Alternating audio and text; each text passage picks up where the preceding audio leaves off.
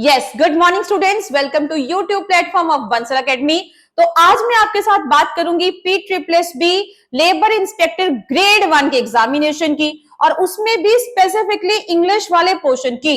इस एग्जामिनेशन में जो इंग्लिश का पोर्शन आने वाला है, बेसिकली उसका जो वेटेज है that is of 12 marks. And ये हमारे लिए प्लस पॉइंट है कि इन्होंने इंग्लिश के जितने भी टॉपिक्स थे उसको ब्रॉड वे में नहीं बताया, इनफैक्ट उसको बहुत ही क्लियर कट वे से बताया कि ये सारे के सारे टॉपिक्स हैं जो आप लोगों को कवर करने हैं। तो चलिए आज डिस्कस करते हैं हम लोग इंग्लिश का सिलेबस। तो इंग्लिश के सिलेबस में सबसे पहले ही इसने मेंशन कर दिया बेसिक ग्रामर। तो जब बेसिक ग्रामर बोल दिया ना, बेसिक ग्रामर लिखने का जो मीनिंग है वो अपने आप में बहुत सारे पार्ट्स ऑफ स्पीच को डिनोट कर देगा, चाहे वो नाउन प्रोनाउंस हो, चाहे वो आर्टिकल्स हो, प्रपोजिशंस हो। बट बेसिक ग्रामर जो बेसिक टेक्निकलिटीज है उसके बारे में आप लोगों को बहुत ढंग से नॉलेज होनी चाहिए। After that subject and verb, इसमें आप लोगों को जो सब्जेक्ट एंड वर्ब एग्रीमेंट है उसके सारे के सारे पॉइंट्स को बहुत ढंग से देखना होगा। जितने भी गोल्डन रूल्स हैं उनके ऊपर काम करना होगा। So subject and verb agreement को बहुत ध्यान से समझ के चलें। After that adjectives and adverbs, हर साल एडजेक्टिव और एडवर्ब के रिगार्डिंग में, इस टॉपिक के रिगार्डिंग बोलूंगी, एक एक क्वेश्चन जरूर आएगा। एडजेक्टिव्स में आप लोग स्पेशली काम करेंगे डिग्रीज ऑफ कंपैरिजन पे।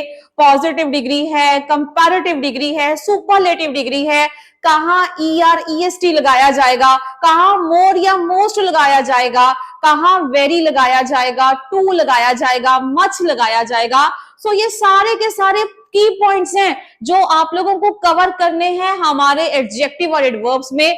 बहुत इंपॉर्टेंट पोर्शन है एडजेक्टिव और एडवर्ब, ये ऐसे इंटरलिंक्ड टॉपिक बोल सकती हूँ। कई बार स्टूडेंट्स को बहुत कंफ्यूजन होती है, कहते हैं मैम लास्ट में अगर LY लगाया हुआ हो तो वो अपने आप में एडवर्ब का ही काम करेगा। तो अगर किसी ने मेरी जो वीडियोस हैं ऑलरेडी वो देख चुके हैं तो उनको ये क्लैरिफिकेशन होनी चाहिए कि खाली LY लगाने से आप लोग जजमेंट नहीं कर सकते हो कि वो एडजेक्टिव होगा या वो एडवर्ब ही होगा। आप लोगों को बहुत ढंग से उसको ब्रेकअप करके देखना पड़ता है, तभी क्लैरिफिकेशन होगी कि वो अपने आप में एडजेक्टिव था या अपने आप में एडवर्ब था। मोस्ट ऑफ द टाइम ना ये स्टूडेंट्स को प्रॉब्लम आती है कि वो सेंटेंस में एक वर्ड को कैच तो कर लेंगे कि मैम ना तो ये नाउन है ना प्रोनाउन है, आर्टिकल प्रपोजिशन कुछ भी नहीं है। We are able to understand कि ये एडजेक्टिव या एडवर्ब में से कुछ है, लेकिन उन लोगों को उसकी क्लैरिफिकेशन नहीं होती। क्लैरिफिकेशन तब होगी अगर आप लोगों को एग्जैक्टली उनकी यूजेज का पता होगा। एडवर्ब किस चीज का काम करेगा? मॉडिफिकेशन का, है ना, एक्स्ट्रा इंफॉर्मेशन देने का। किसके रिगार्डिंग? नाउन या प्रोनाउन के रिगार्डिंग। जबकि एडवर्ब ऐसा कुछ नहीं करेगा, एक्स्ट्रा इंफॉर्मेशन तो ये भी देगा लेकिन नाउन या प्रोनाउन के रिगार्डिंग नहीं। ये आप लोगों को एक्स्ट्रा इंफॉर्मेशन देगा, मॉडिफिकेशन करेगा एडजेक्टिव के लिए, वर्ब के लिए और खुद अपने आप के लिए भी। तो ये सारे के सारे पॉइंट्स को कवर करना पड़ेगा, तभी आप लोग क्वेश्चंस को ढंग से अटेम्प्ट कर सकते हो। क्वेश्चंस चाहे फिलर्स की फॉर्म में हो चाहे एरर्स की फॉर्म में हो, ज्यादातर फिलर्स की फॉर्म में क्वेश्चन आएंगे ही आएंगे। फिल इन द ब्लैंक्स की बात कर रही हूं, तो वहां पे अगर ये जजमेंट कर पाएंगे तभी हम लोग क्वेश्चन को सॉल्व कर पाएंगे। और स्पेसिफिकली अगर मैं बात करूंगी डिग्रीज ऑफ कंपैरिजन, उसको बहुत ढंग से समझ के चले कहां पे और किस से किस चीज का यूज किया जाएगा। चाहे वो आप लोगों के लैटिन एडजेक्टिव्स हो जैसे कि सुपीरियर, इंफीरियर, तो वहां पे इन चीजों पे बहुत ढंग से फोकस करेंगे, आराम से क्वेश्चन बहुत इजीली बन जाते हैं। आफ्टर दैट अगर हम बात करेंगे सिनोनिम्स एंड एंटोनिम्स की, synonyms are the words with same meaning, antonyms are the word with different और अपोजिट मीनिंग। तो ये अपने आप में बहुत ही वास्ट टॉपिक है। विल नॉट से कि आप लोग सिर्फ एक या दो शीट्स कर लो तो वहां से आप लोगों का डन हो जाएगा, लेकिन डे टू डे लाइफ में जो आप लोगों के कॉम्पिटिटिव लेवल के हिसाब से चले तो जो वर्ड्स ज्यादातर कॉम्पिटिटिव लेवल के एग्जामिनेशन में पूछे जाते हैं या यूज किए जाते हैं, उन सब वर्ड्स के रिलेटेड एंटोनिम या सिनोनिम का पता होना बहुत जरूरी रहता है। आई विल नॉट से कि इस टॉपिक के जो रिगार्डिंग आप लोगों को क्वेश्चन आएंगे उनका लेवल बहुत हाई रहेगा, रादर वो आप लोगों को एक बहुत ही मॉडरेट लेवल रखेंगे। अगर आप लोगों को उस वर्ड के रिगार्डिंग रूट वर्ड की पहचान बहुत अच्छे से है, then you are able to understand कि इसका आंसर क्या होना चाहिए। और एक टेक्निक है, एक ट्रिक है जो मैं हमेशा बताती हूँ, क्वेश्चन को समझो और सही आंसर ढूंढने की बजाय सबसे पहले गलत वाले क्वेश्चन को कट शॉर्ट कर दो। जैसे ही वो कट शॉर्ट हो जाएगा, हम अपने आप से अपना रास्ता बना लेंगे सही आंसर की तरफ। तब सही आंसर की तरफ जाना बहुत इजी हो जाता है। सो बजाय कि पहले सही आंसर ढूंढे, सबसे पहले गलत को क्रॉस करते जाएं। बहुत वास्ट टॉपिक है, जितना ज्यादा मटेरियल कवर करके चलेंगे, कोशिश करें डेली कम से कम 10 एंटोनिम 10 सिनोनिम, इनको ढंग से प्रैक्टिस करें। अगर आज से भी प्रैक्टिस शुरू करेंगे तो जब तक आप लोगों का टिल योर एग्जाम बहुत इजीली हमारा जो वो कैब वाला पोर्शन है, एंटोनिम सिनोनिम वाला जो हमारा एक माइंड सेटअप है, वो बहुत वास्ट हो जाएगा। रूट वर्ड्स पे फोकस करोगे, ऐसे क्वेश्चंस को करने में, अटेम्प्ट करने में कभी दिक्कत नहीं आएगी। चलते हैं नेक्स्ट वर्ड की तरफ, वन वर्ड सब्स्टिट्यूशन, अनेक शब्दों की बजाय एक शब्द, ये भी बहुत इंपॉर्टेंट है। इसका लेवल भी एक मॉडरेट लेवल रहेगा, ज्यादा मुश्किल नहीं रहेगा, इजीली कर पाओगे। इसका सेट इतना वास्ट नहीं है, जैसे एंटोनिम सिनोनिम का सेट बहुत ही वास्ट है, ज्यादा से ज्यादा कवर करना पड़ता है। लेकिन जो वन वर्ड सब्स्टिट्यूशन है, ये बहुत उसके कंपैरिजन में बहुत छोटा सेट है, तो ये कुछ रिपीटेड वर्जन में जरूर चलते हैं। सो जितने भी इंपॉर्टेंट हैं as per competitive level examination, उनको कवर कर लेंगे, वहीं से क्वेश्चन रेपिटेशन में आ जाता है, one word substitution easily cover हो जाएगा। आफ्टर दैट इन लोगों ने बताया fill in the blanks and correction in sentences, जिसके बारे में मैं आप लोगों को पहले ही बता चुकी हूं।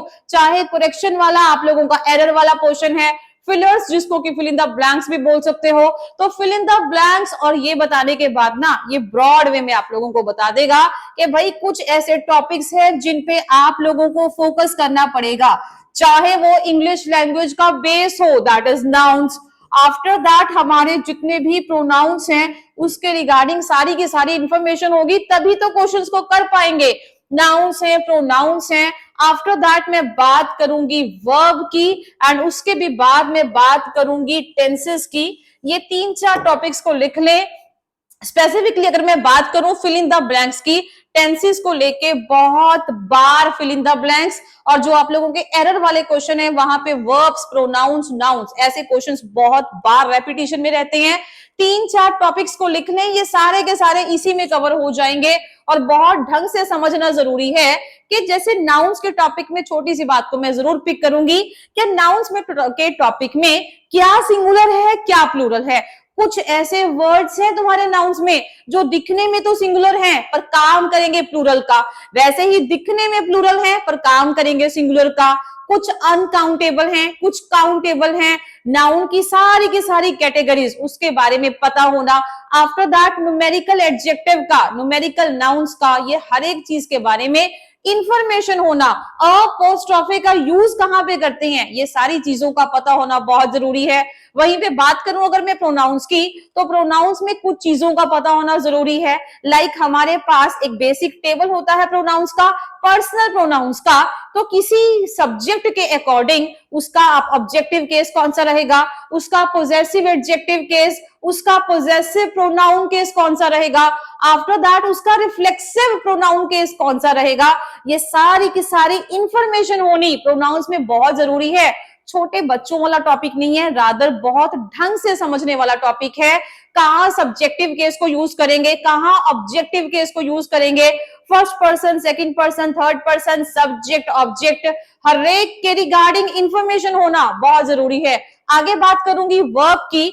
वर्ब में transitive verb, intransitive verb. Transitive verb जिसको अपने साथ ऑब्जेक्ट चाहिए ही चाहिए, इंट्रांजिटिव वर्ब जिसको अपने साथ ऑब्जेक्ट नहीं चाहिए, इतनी इंफॉर्मेशन नहीं होगी तो वर्ब को अटेम्प्ट कैसे करोगे, वर्ब के क्वेश्चंस को। टेंसेस, 12 टेंसेस है हमारे पास, प्रेजेंट, पास्ट और फ्यूचर में आगे 4-4 वर्जन आएंगे। चाहे वो सिंपल प्रेजेंट हो, चाहे वो प्रेजेंट परफेक्ट हो, चाहे वो प्रेजेंट कंटिन्यूस हो, चाहे वो प्रेजेंट परफेक्ट कंटिन्यूस हो, ये सारे के सारे 4-4 वर्जन, 4 प्रेजेंट, 4 पास्ट और 4 फ्यूचर, टोटल 12 टेंस हैं जिनका स्ट्रक्चर प्लस उनकी यूजेज, खाली स्ट्रक्चर करने से क्वेश्चंस नहीं होने वाले, जब तक उसकी यूजेज नहीं पता होगी कि एक पर्टिकुलर टेंस को यूज कहां पे किया जाएगा, क्वेश्चंस कहां से अटेम्प्ट हो पाएंगे। Tenses super super super important topic है। अगर ये टॉपिक नहीं आएगा, टेंसेस नहीं आएंगे, इंग्लिश करना इम्पॉसिबल सॉर्ट ऑफ हो जाता है। बहुत ढंग से समझ के चलें, मेरी सारी की सारी वीडियोस को जरूर देखें ताकि टेंसेस के रिगार्डिंग और बाकी जितने भी सारे टॉपिक्स हैं सबके रिगार्डिंग बहुत अच्छे से इंफॉर्मेशन मिले। एग्जैक्टली एग्जामिनेशन में जो क्वेश्चंस आते हैं ना, उनको एग्जैक्टली वैसे ही करवाया जाएगा। क्या क्राइटेरिया होना चाहिए, क्या माइंड सेटअप होना चाहिए, all that will be covered. After that idioms and there meanings, definitely जिसको लोकोक्तियां या मुहावरे बोला जाता है, इसके रिगार्डिंग आप लोगों को पता हो, जितने भी इंग्लिश में इसको इडियम्स बोला जाता है, इडियम बताया हुआ होगा या एक सेंटेंस लिख देंगे, वो पूछेंगे कि यहाँ पे अगर ये इडियम यूज किया था तो उसका मीनिंग क्या था। इजी रहता है, थोड़ा बहुत ढंग से समझ के चलेंगे। कुछ ही ऐसे इंपॉर्टेंट इडियम्स हैं जो रेपिटेशन में रहते हैं, तो इस टॉपिक को भी बहुत इजी वे से कर लेंगे। आफ्टर दैट स्पेल चेक, बहुत इजी टॉपिक है। स्पेल चेक तो बहुत ही कॉमन पार्ट है। अगर आप लोगों की इंग्लिश का लेवल थोड़ा सा अच्छा है तो अच्छे अच्छे वर्ड, ऐसा भी नहीं है कि बिल्कुल ही डाउन वर्ड्स डालेंगे, इनका लेवल थोड़ा बढ़िया रखेंगे, क्योंकि स्पेल चेक ऐसा नहीं कि बहुत ही कॉमन डाल देंगे। यस, मॉडरेट से थोड़ा सा ऊपर लेवल लेके जाएंगे, बहुत हाई नहीं लेकिन मॉडरेट वाले से हल्का सा ऊपर, ताकि थोड़ा बहुत आप लोगों को क्वेश्चंस को अटेम्प्ट करने में दिक्कत आए। क्वेश्चन दिया होगा, 4 ऑप्शंस गिवन होंगी, यही पूछा जाएगा कि चारों में से करेक्ट स्पेलिंग कौन सा है। सो ढंग से नॉलेज होगी ना, पता होगा कौन सा वर्ड साइलेंट रहता है, बोला क्या जाता है, स्पेलिंग्स क्या होते हैं, क्योंकि बोलचाल के हिसाब से ही हम लोग उसको अटेम्प्ट करने की कोशिश करते हैं, पर कई बार वो बहुत बड़ा डिजास्टर बन के निकलेगा। सो थोड़ा सा ध्यान से क्वेश्चन कर लेंगे, हो जाएगा। एडजेक्टिव्स ऑलरेडी बता दिया है हम लोगों ने। आर्टिकल्स, प्रेपोजिशंस, 3 आर्टिकल्स है हमारे पास, अ, एन और द, तीनों की यूजेज कहां कहां की जाएगी। आफ्टर दैट प्रेपोजिशंस, प्रीपोजिशंस वाला टॉपिक है। बहुत सारे प्रेपोजिशन है, चाहे वो on, at, from, since, to, for, ये बहुत सारे हैं जिनके रिगार्डिंग पता होना जरूरी है, किसको कहां पे किस टाइम पे यूज किया जाएगा। थोड़ा बहुत कंफ्यूजन यहाँ पे रहती है, लेकिन ढंग से करेंगे तो कवर हो जाएगा। ओवर, बिलो, है ना, ये बहुत सारे, अप, डाउन, बहुत सारे प्रेपोजिशंस हैं। स्कूल टाइम से आप लोग ये टॉपिक करते आ रहे हैं, बहुत ढंग से करेंगे, क्योंकि लेवल छोटा नहीं रहेगा, लेवल थोड़ा अच्छा उठा के यहाँ पे लेवल डालेंगे। After that direct and indirect speech, जिसको कि आप ये बोल लें या फिर आप इसको नरेशन बोल सकते हैं। नरेशन वाला टॉपिक बहुत इंपॉर्टेंट है।